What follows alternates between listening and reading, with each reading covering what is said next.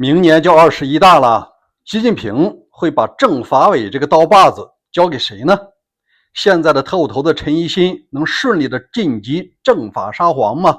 我看未必。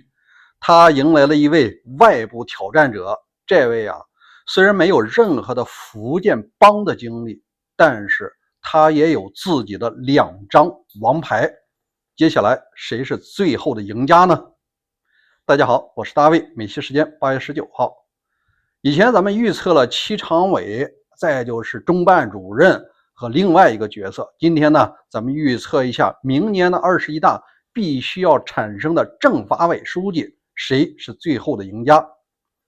明年的政法委书记争夺战，一个是内部提拔，另外一个是直接空降。那咱们先看看内部提拔谁的机会更大。现在的政法委一共是7个人。首先说政法委书记陈文清，也是政治局委员，通常不能再干了，因为老习的用人原则呢，就是你可以掌握强力部门，但是也就那么一届。因为政法委书记如果5年很多手下都是你的人，你要干了10年这政法委就不姓习了，姓你了。所以说陈文清大概率呢明年退休，或者是转任全国人大政协的一个副职。那接下来腾出来这位副国级人物首先有可能晋级的是国家安全部长陈一新。因为你要说现在的正部长级人物谁最红你还得说是国安。现在这国安治国他平均每月每周都给你发些新消息，到处给你找敌人，蹦的是太欢了。中共建政以来国家安全部包括原来的社会部没有这么高调的。你说你一个特务头子通常都很低调，而且是简历上都没有他的这个履历，只有名字。但是自从他当上这个国家安全部长非常高调，甚至是和现在的公安部长王小洪争宠的意思。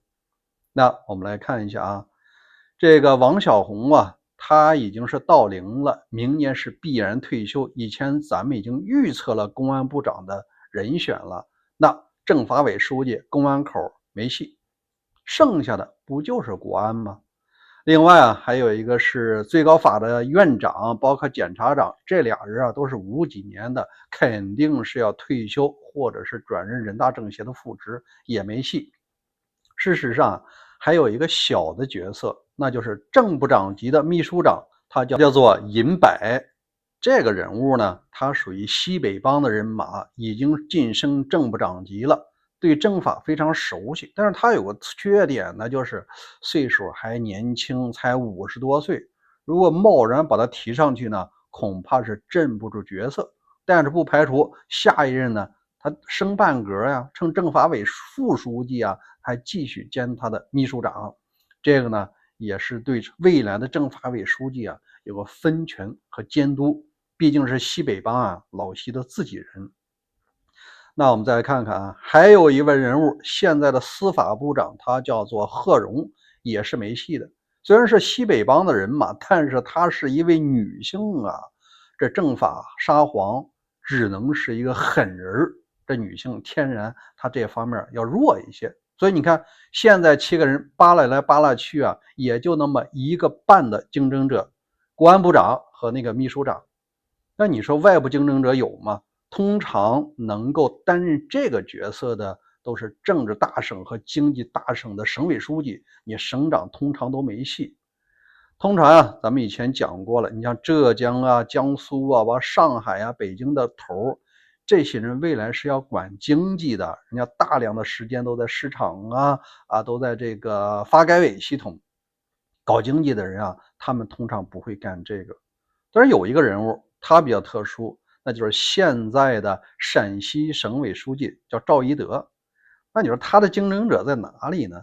他没有任何福建帮的关系但是他有俩王牌，那就是李强支持他，西北帮的李希也支持他。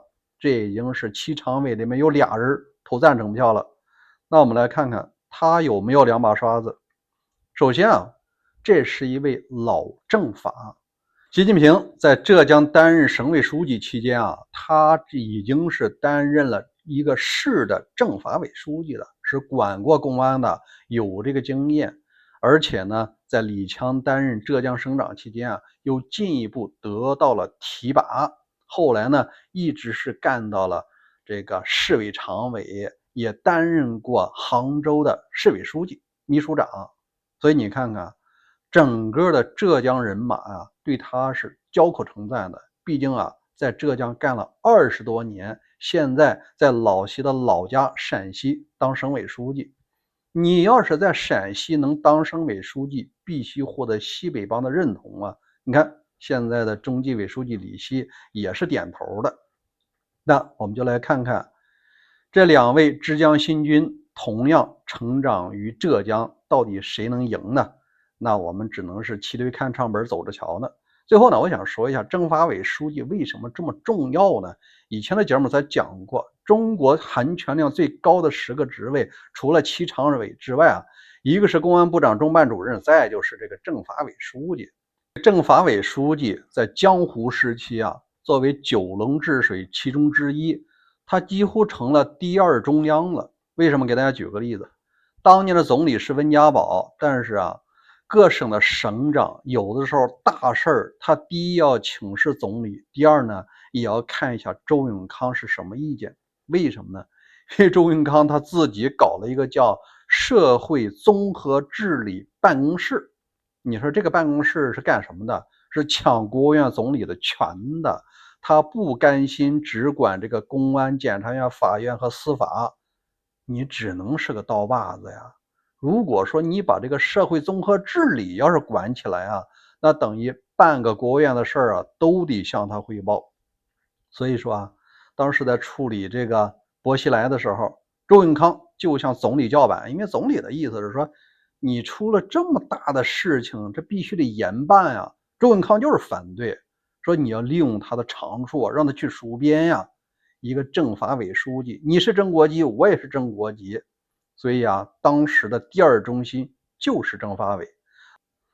这老习上台以后，他必须要改变这种角色，不允许再出现第2中央。所以说啊，他就把政法委整体降格，政法委书记由正国级降为了副国级，你也不再入常了。第二啊，就开始对周永康的人马进行长时间的清洗，只是老习上台以后啊，把他降为了副国级。另外，为了扫清这个周永康留下来的人马呀，他几乎用了10几年的时间，让政法系统呢摆脱周永康彻底的性袭。你看，当时的政法委秘书长周本顺，后来不担任这个河北省委书记嘛，干掉了，判了15年。公安部有一位正部长级的李东生，本来要接公安部长的，也被他干掉了，也是直接判了15年。至于说秘书帮、实务帮啊，搞了整整10几年，才能让政法委啊彻底的倒向这个老习。而且在习时期的政法委，他不光是监督老百姓，实际上也在监督党内的反习力量。这正部长级、副部长级啊，一听政法委啊，也头大，因为政法委手里除了这枪杆子、刀把子啊，他还有所有的监控系统和大数据。你看谁能经得起这大数据刷呀？你的那些隐私啊，你的那些这个钱，你的那些亲戚朋友在哪任职，中间的金流，哎，包括你和女明星约会那些事儿，这些是人家门清啊。所以说，特务治国的政法委啊，对于中国老百姓来说，法治中国啊就渐行渐远了。